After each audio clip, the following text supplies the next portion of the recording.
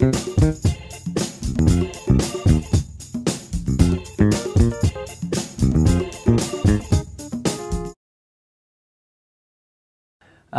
my name is David Wesley Brandt, or D.W. Brandt. I am playing Other Side of the Tracks, and I wrote a song, 2 songs which will be on my new CD that will be coming out, or depending on when this is done, they will be out, on an album which, don't quote me on this, will probably be called The Great Migration, which is a lyric in one of the other songs. I play around LA. I've played a lot of different clubs on Sunset Boulevard. I used to have a band called Bixby, which is an Americana rock band. I would say my music now is Americana rock with a heavy blues and country, old blues and country folk influence.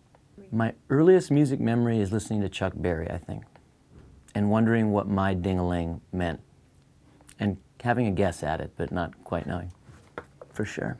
That's my earliest memory of rock and roll. Yeah, Chuck Berry is definitely the first kind of music idol I think I probably had. And then slowly that grew into, I kind of think I followed my parents' generation's path with musical influences. They kind of fed it to me. I mean, they didn't force feed it to me. I listened to the stuff that was coming out at my time too, but I'd have things that were kind of crossovers, like I used to love Tom Petty, but that also came from Bob Dylan and the Rolling Stones and the Beatles, and Woody Guthrie was someone I always liked, and let's see, Ry Cooder. I would say that I grew up really wanting to be, I've always loved America and American history. That's always been a big influence on me. And I used to kind of want to go everywhere else in the country. And now I feel as I'm getting older, I'm coming back to where I'm from in California as a musician.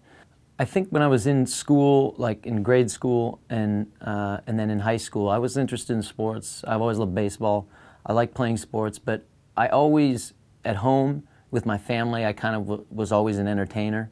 Ever since I can remember as a little kid, and so I think I always just enjoyed performing, whether it be acting or music, and slowly all those other things kind of just faded away. And I remember at one point, I think it was a year off in college when I was traveling, and I remember sitting down and Ben Franklin, I think it's in like Poor Richard's Almanac, had the list of pros and cons of how to make your decisions of what you do, and I started making a list.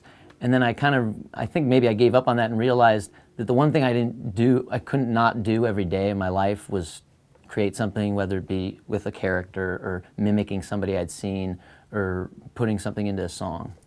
I think overall, I try to make my music, I try to bring joy to myself and to others. I mean, I think it's funny when people talk about their movies or their whatever and they don't want to watch their movies. Or they don't. I remember the Coen brothers said something in an interview about how they like to make movies because they make the movies they want to watch. And on some level, not like I sit around and listen to my own music, but I want to play music and write music that I enjoy, that makes me happy, and hopefully it will make other people happy and bring that to them. And sometimes they're sad songs, but hopefully they still mean something to somebody else.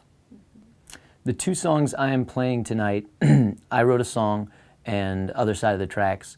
Other Side of the Tracks is a very, it's a blues, a very old country blues influenced song, I think. When I wrote it, I think I wrote it initially thinking I was writing it about an imaginary person and a character that I had come up with. But often when I write music, and this happens in the reverse as well, but I'll write a song and I'll think it's about someone else, and then either 2 months later or a year later I'll listen to it and I'll realize it's really from me, you know. Other Side of the Tracks is from that place. I Wrote a Song is a song that is just kind of like it's a happy kind of ditty song, I guess, if there's, I don't know if there's a better way to say that. And it's just, it comes from a happy place. Hopefully it's a song that people kind of get in their head and they kind of want to sing themselves. I think playing in front of an audience is, to me, like art is at its best when it's in the moment. And like, for instance, dogs are always in the moment. They're always about the objective. They're never worried about what happened 10 minutes ago or what's going to happen in the future. They're about going fetch and getting that ball and bring it back to you. And I think art on some level, when at its best, you know, when you can feel life in one moment and see the beauty of everything in one instant, that's when art is at its best.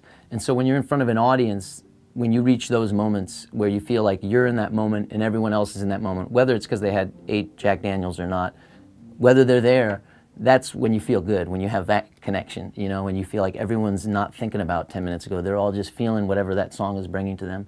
And that's what playing live, I think, means to me.